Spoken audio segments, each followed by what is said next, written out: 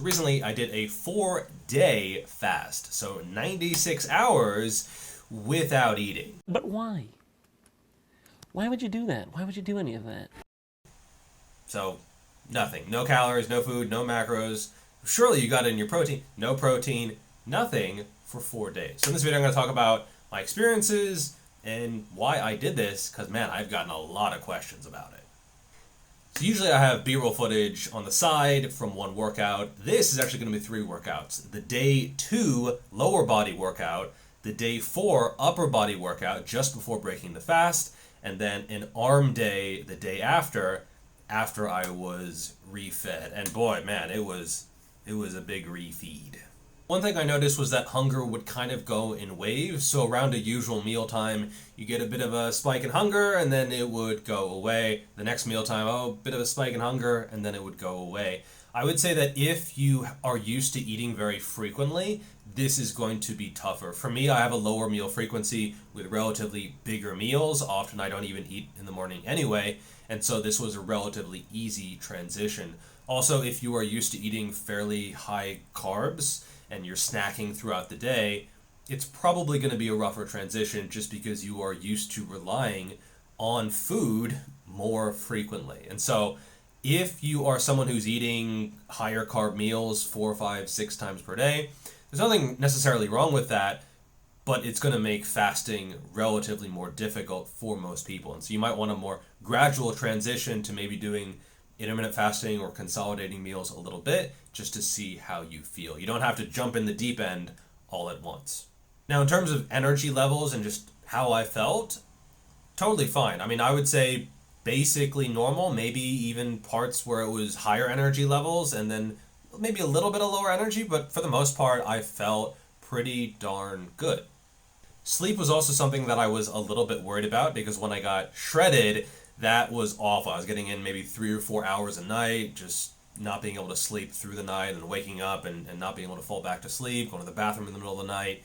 None of that with fasting. And so being around 15, 16, 17% body fat and in all of the deficit versus being 7, 8, 9 and in a pretty small deficit because you have to go slowly when you're really, really lean. Very, very different experiences, and the former was by far better. And I really think a lot of the time people focus too much on the size of the deficit rather than their actual state and their current body fat percentage. I mean, if someone is pretty high in the end of a bulk, you can be a lot more aggressive with your cut. Whereas when you're below 10% body fat, that's when you need to proceed a lot more carefully. So if someone is pretty darn lean and they're trying to get to stage, I don't really recommend fasting. You need more frequent feedings just because you have less energy on your body to actually use. However, for me right now, I have plenty of fat to use.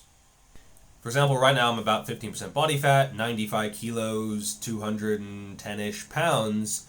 I have about 100,000 calories worth of energy in terms of fat on my body. And so when people are like, should I go in a 300 or 500 calorie deficit? It's just so little compared to how much fat you have. And the fatter you are, the more flexible and more aggressive you can be with your approach.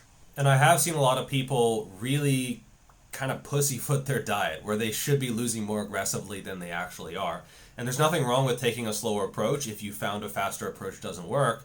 But I think a faster approach probably should be the default if you have a lot of fat to lose. As Atlas Power Shrugged, who has talked about fasting a lot, has said, it's a lot of bang for your suck. Dieting is going to suck, but consolidating that suck into a fasted phase is very efficient from my experience. Because honestly, the 3rd and the 4th days were much easier than the first 2. Once you are into that fasted state, it's not really bad at all. You don't get particularly hungry, you have plenty of energy, you feel fine, sleep is great, you have a lot more free time. So many activities! To do whatever you want. You don't realize how much time and energy is spent preparing food, eating food, thinking about food, planning for food. There's none of that because there's no food. And I don't think that fasting is particularly marketable because at the end of the day, it's just not eating. I mean, there's wet fasting, dry fasting. Dry fasting is with no liquids at all. Wet fasting, you can have H2O, you can have black coffee, which I definitely did consume, and it was nice and helped kind of fill the belly and reduce the hunger. But it's just not eating at the end of the day, right? And so there's no South Beach, North Beach, Atkins point system, eat this at this time. There's just no eating at all, right? And so it's hard to sell to people. Plus, to the average person who's eating 5 times a day, standard American diet, you tell them, hey, like maybe just don't eat at all. And it sounds pretty wild, but it was actually a lot easier than I expected. And the average person is very good at storing fat. That pathway is extremely developed through years of practice, right? But they're not very good at using fat. So releasing it, oxidizing it, using it as a source of fuel. And so because they have been eating many times per day, often higher carbs, often a bunch of junk food, just snacking, they aren't good at burning fat, right? So they have a lot of fat on their body, often hundreds of thousands of calories, but they are just not very good at accessing it. Fasting forces you to access that. By the way, this video is sponsored by Boostcamp. So whether you're in a fed state or a non-fed state, or eating or fasting or anywhere in between, Boostcamp is the best way to track your training. Plus, you get access to some of the best training programs out there. I myself have a bunch of programs out there. Most of them are completely free. So if you're not sure what to do, hop on a fixed plan. They have a bunch of them up there. Plus, you can use the app to track your training in detail. They have a ton of great features, and you can use code GVS for 2 free weeks of premium. So thank you, Sport, and thank you to Boostcamp for sponsoring this video. Now, often the fear is muscle loss. Oh, what are you gonna? You gotta have your carbs. You gotta have your higher protein. Oh, you're gonna lose muscle.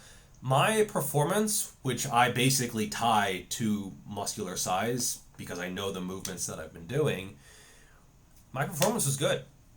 Even in a fasted state, I really did not lose very much. And then after the refeed, I was right back to where I was. I had an incline dumbbell PR or equaled it at least. And so if you look at performance across the fast, maybe not necessarily during it, performance has been totally fine. And so I don't think I've lost any muscle whatsoever, despite being in probably a 3,000 plus calorie deficit per day for 4 days in a row. And so when people are like, oh, I don't want to go into more than 500 calories, you're going to lose muscle, that is usually based on lean body mass, not muscle. Yeah, you're going to lose water, you're going to see a big dip in scale weight, but that is not necessarily indicative of muscle loss.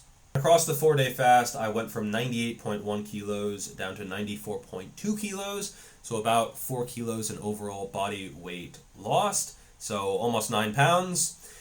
And you have to realize that you're not going to maintain that lowest body weight. So once you start to refeed, you're going to get a couple days, maybe 3 days even, where your weight is going to be up, but it probably won't go up above beyond where you started because, of course, you will have lost fat.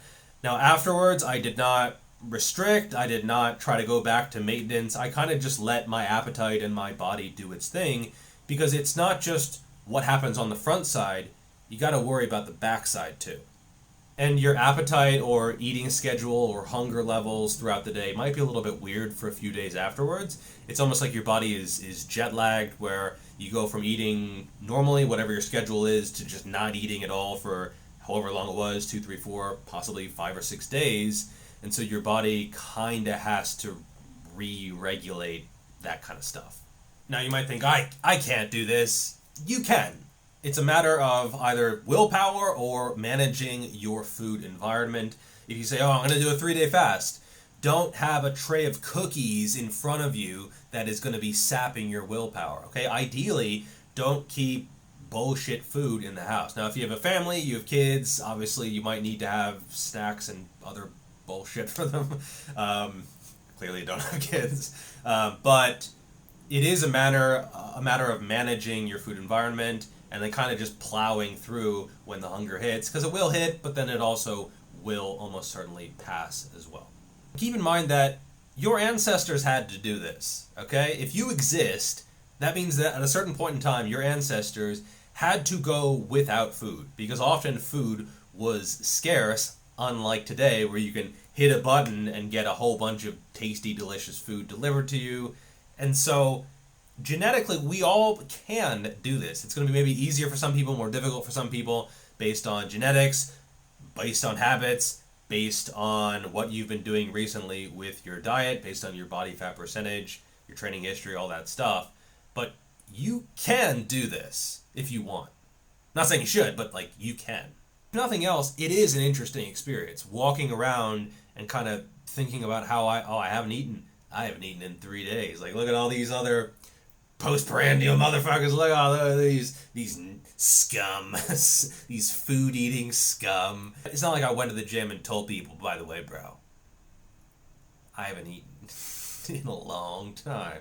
No, but you do have this sort of sense of that you're apart from most other people, right? Because if you walk around, how many other people walking around your city, your town, or whatever haven't eaten in 3 or 4 days? Like, none of them, right? And so you do have this sense of not even that you're better than people, but just you're doing something different, something unusual. Built different, bruh. I also find it interesting that a lot of religions around the world incorporate some kind of fasting.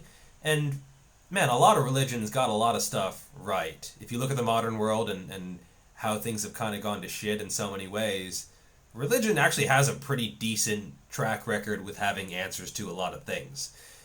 Some other things not so much, but I think fasting, it's kind of ubiquitous across a lot of different cultures around the world at various times, and that is probably an indicator that it could be beneficial for people. And you do just have this heightened sense of focus when you're walking around in particular. There's something about your body's like, all right, we're in hunting mode, bro.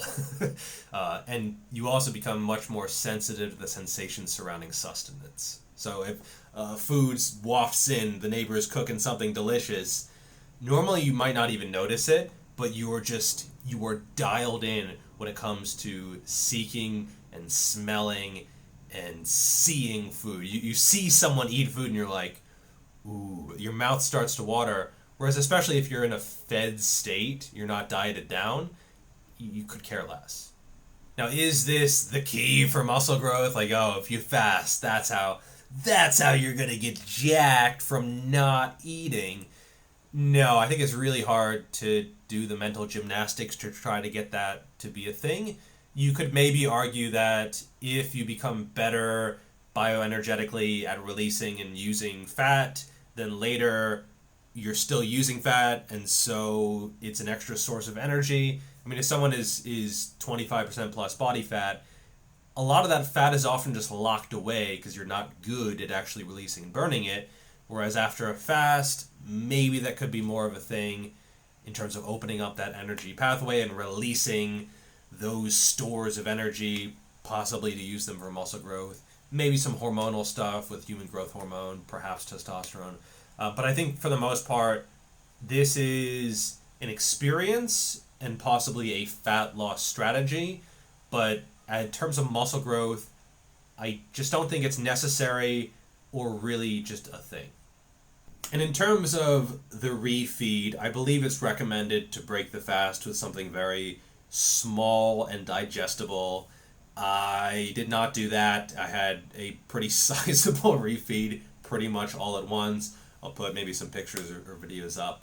I have always had a pretty strong digestive system, but it is a very intense sensation of eating because you none of that has been turned on at all for days, and so even just like salt, you're very sensitive to flavors. I mean, even right now, my mouth is watering just from describing it. I'm not even fasted, but just remembering the refeed. You can feel the food sliding down your esophagus and plopping into your stomach in a way that normally you wouldn't really be able to feel. That's not really much of a selling point, but it is something that I experienced. I do think the stomach shrinks a little bit. I could feel my heartbeat in my stomach, stuff like that. And so I wouldn't recommend eating a lot right away, but I did that because my digestive system has never really had any issues, but it's hard to make that as a general recommendation. I did notice that during the fasted leg workout in particular, I could feel more of a burn than usual, especially on the leg extensions. I would just get that burning sensation a lot earlier than I was used to, probably just lower on fuel. And I was slightly more out of breath after sets. So those are two things that I noticed, and I didn't really like them, but I could kind of understand why they would happen just because you're lower in terms of energy levels. And you can still recover even with 0 calories going into the system. If you think about it, if you're sick, you have the flu or something, does your appetite go up or down? If calories helped with your immune system, then you would get hungrier, right? But almost everyone gets less hungry and might not be able to eat anything, really low appetite, when they are sick. Let's say you have some kind of cut or wound on your arm and you don't eat for 4 days. Is that just not going to heal at all? No, of course it will. And so I think muscles are the same. They can still recover. Can they grow with no energy? Maybe if you're taking protein from somewhere else, but if there's no protein going into the body, yeah, I don't see how you're going to grow muscle when you're totally fasted. So that was more for just maintenance. And one of the reasons why I probably won't do too much fasting is because I like training frequently. I like training 5-6 days usually per week, and so fitting a 3 or 4 day fast in, it kind of disrupts my schedule. And even if I think it's effective, I think it's efficient, I don't need it to lose fat, and I would prefer to have higher quality training and more frequent training as well. And someone asked me, they said, oh, why are you doing this? If you look at the top natural bodybuilders, none of them do fasting. I've heard some of them do it in the off season, but when you're very lean, this is just not a very good strategy. Every pound or kilo or whatever of fat that you have, it can only release a limited amount of energy. It's not like a pound of fat has about 3,500 calories. It can't release all of that in a single day, right? And so the less fat you have, the less of that deficit can actually be covered by fat without getting into, I think it's called REDS, relative energy deficiency in sport. And so, yeah, the leaner you are, the less aggressive you can be with your deficit in general. And so fasting is the highest amount of deficit, and it's just kind of off the table probably around 10 or 12% body fat. It's going to be a little bit individual, but I think at a certain point, fasting just doesn't make a lot of sense, and you're probably going to need to eat a little bit more frequently and probably slightly higher carb as well. Maybe some people do keto all the way and do a show, but that is absolutely not the norm, and it's not the most common way that advanced elite natural bodybuilders approach getting shredded.